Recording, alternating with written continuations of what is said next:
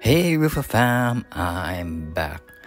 Hope you are all doing well. So for today's video, I'm gonna take you through our day wherein nandito lang kami sa bahay, maglilinis, magmumow, at gaya ng sinabi ko ng last video, gagawa kami ng garden bed.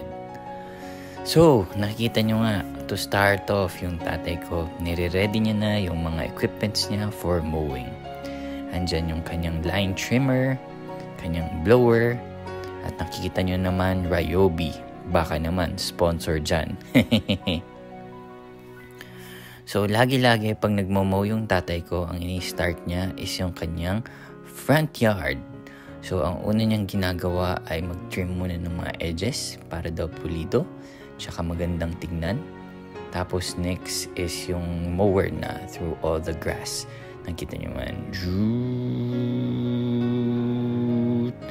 Siya nga pala guys, ang ginagamit namin dito ay isang battery-powered mower. Hindi na siya petrol-powered motor.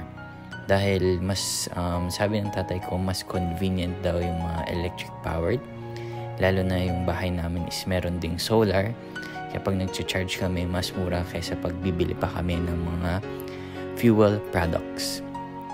Kayo ba guys? Ano bang ginagamit nyo? Nasa petrol pa rin ba kayo? O nag-shift na ba kayo sa battery-powered mowers? Mostly lahat naman ng devices ng tatay ko ay battery-powered na. Pati yung mga whipper-snipper niya, yung mga blower niya, halos lahat na yun puro electric. Pati yung mga power tools niya. Nakikita nyo nga yung tatay ko, sobrang detalyado kung mag-work. Dahil alam nyo ba, frustrated lawn detailer yung tatay ko or frustrated landscaper siya dito sa Australia. Dahil magmula nung pagdating niya dito sa Australia, marami siyang nadidiscovering talent niya na hindi niya naman nadiscover nung nasa Pilipinas siya. Kaya yan nga guys, kita nyo, nag-empty na yung tatay ko ng kanyang mower. Dahil ang daling mapuno, dahil medyo makapal yung grass namin. Kahit na mababa siya, sobrang kapal pa rin ng grass. Mapapansin yun para maraming brown spots dahil nga masyadong mainit dito ngayon sa Australia. Yan, ititrim na ng tatay ko yung edges dahil maraming spots na hindi makukuha ang mower.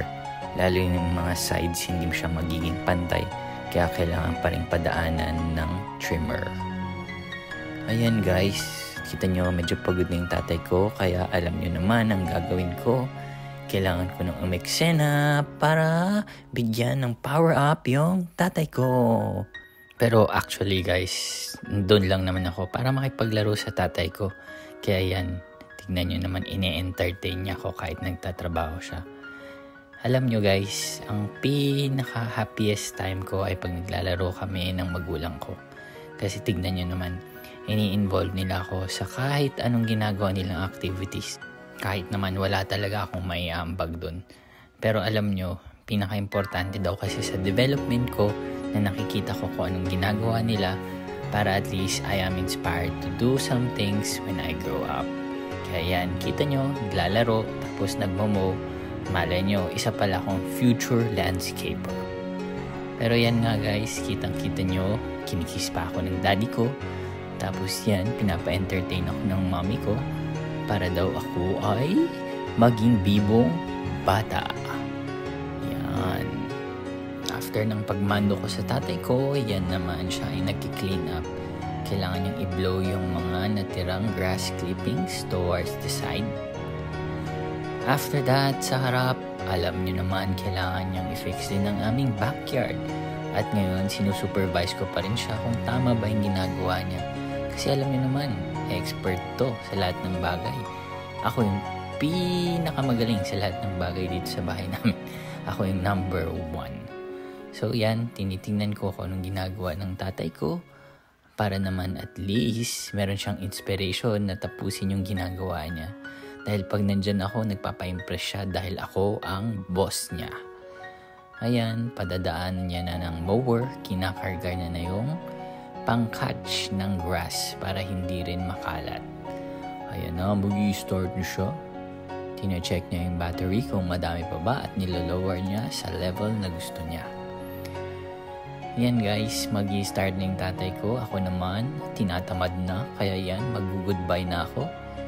Nag-iiyak-iyak na ako dyan dahil ayoko na dito sa labas. Gusto ko nang pumasok sa bahay.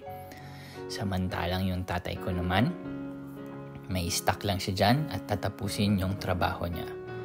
Kaya yan nga guys, kailangan pulido, maganda yung grass namin at well tidied and kept up para naman at least very presentable. At saka gustong gusto kasing nag-walk ng tatay ko dyan. Gustong gusto niyang tinitingnan na maganda yung aming grass, maganda yung aming backyard, para daw at least yan ang kanyang pride and joy na kinikip niya na very clean ang kanyang backyard. Yun nga guys, after a few passes, magiging patag na yung aming grass. Meron pa yung brown spots na tinatry na i-fix ng tatay ko dahil gusto niyang green na green, very lush ang aming backyard. At guys, pagkatapos naman mag-mow ng aking tatay, kami ay mag-i-start sa aming garden bed project. At makikita nyo nga, minamandohan ko si Lolo at Lola at yung tatay ko na gawin yung aming maliit na garden bed. So dyan, makikita nyo magsisit yung aming mga itatanim na mga gulay at iba't ibang fruits. So yan nga guys, dito sa video na to, pinakita ko lang sa inyo kung anong ginagawa namin sa isang typical day. At yan ang produkto after ilang days, meron na siyang mga seedlings. So yan ang aming everyday life dito sa aming bahay sa paggawa ng garden bed at mga iba pang activities sa aming lawn. So hopefully you enjoyed the video. At see you sa aming mga susunod na vlog.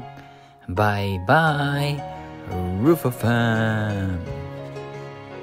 They say you will never know the value of a moment until it becomes a memory.